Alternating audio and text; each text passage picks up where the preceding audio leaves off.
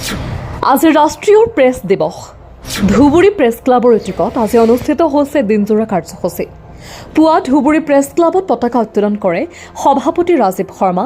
প্ৰয়াত সাংবাদিকসকলক শ্ৰদ্ধাঞ্জলি জ্ঞাপন কৰাৰ লগতে ধুবুৰী ৰাজীৱ গান্ধী শিশু উদ্যানত বৃক্ষৰোপণ কৰে আঞ্চলিক বন বিষয়া ছফিকুৰ ৰহমানে।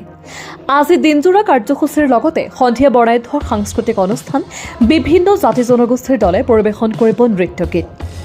এই মঞ্চতে এইবেলি মহাবাহু ব্ৰহ্মপুত্ৰ বঁটা শিল্পী জুবিন গাৰ্গলৈ, নেতাই ধুবুনী বঁটা সমাজসেৱক বিজয় কুমাৰ জৈনলৈ, গদাধৰ বঁটা চলচ্চিত্ৰ পৰিচালক নিৰ্দেশক ৰাষ্ট্ৰীয় বঁটাপ্ৰাপ্ত ডক্টৰ ববি শৰ্মা বৰুৱা, সুলক্ষণা বৰুৱা আৰু ধুবুৰী গৌৰৱ বঁটাৰে মুঠ 16 জনকৈ ব্যক্তিক বঁটা আৰু মানপত্ৰ প্ৰদান কৰা হ'ব। লগতে জ্যেষ্ঠ সাংবাদিক প্ৰণয় বৰদলৈলৈ সম্বৰ্ধনা আগবঢ়োৱা হ'ব ধুবুৰী প্ৰেছ ক্লাবৰ তৰফৰ পৰা। আমাৰ ওচৰত কিছু মন্তব্য আছে, শুনাই ল'ব বিচাৰিছোঁ। আমাৰ সকলো সাংবাদিকসকলক মই শুভেচ্ছা জ্ঞাপন কৰিছোঁ ধুবুৰী প্ৰেছ ক্লাবৰ তৰফৰ পৰা। আৰু আপোনালোকে গমেই পাইছে ধুবুৰী প্ৰেছ ক্লাবৰ আজি দিনজোৰা কাৰ্যসূচী আছে। ইতিমধ্যে পতাকা উত্তোলন, স্মৃতি অৰ্পণ, তাৰ লগতে আমাৰ বৃক্ষৰোপণ কাৰ্যসূচী ইতিমধ্যে হৈ গ'ল। আৰু ইতিমধ্যে চিত্ৰাংকন প্ৰতিযোগিতা হৈ গৈছে, ফটোগ্ৰাফী প্ৰতিযোগিতাও হৈ গৈছে। তাৰ লগতে সন্ধিয়া আমাৰ কেইবাজনো বিশিষ্ট ব্যক্তি ইয়াত উপস্থিত হ'ব।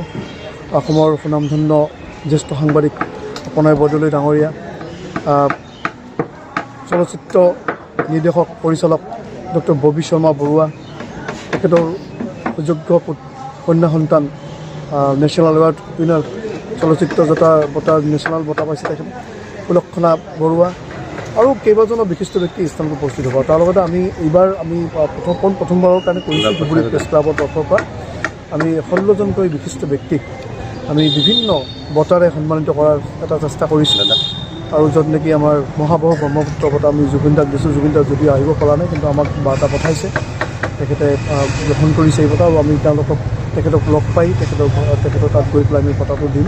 বিশেষ কাৰণবশতঃ তেখেতে আহিব পৰা নাই।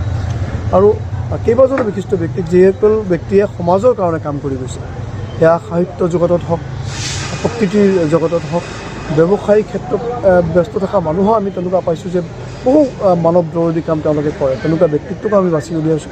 আৰু আমাৰ এই মঞ্চত আজি তেওঁলোকক আমি সন্মান কৰাৰ এটা ক্ষুদ্ৰ প্ৰয়াস আমি কৰিছোঁ। তাৰ লগতে বৰ্ণাঢ্য সাংস্কৃতিক অনুষ্ঠান আছে, য'ত নেকি অসমৰ বিভিন্ন জাতি জনগোষ্ঠীৰ যি সাংস্কৃতিক যি পৰম্পৰা, সাংস্কৃতিক যি ধাৰা, সেই ধাৰাক আমি একেখন মঞ্চতে একাকাৰ কৰাৰ এটা সৰু প্ৰয়াস আমি লৈছোঁ।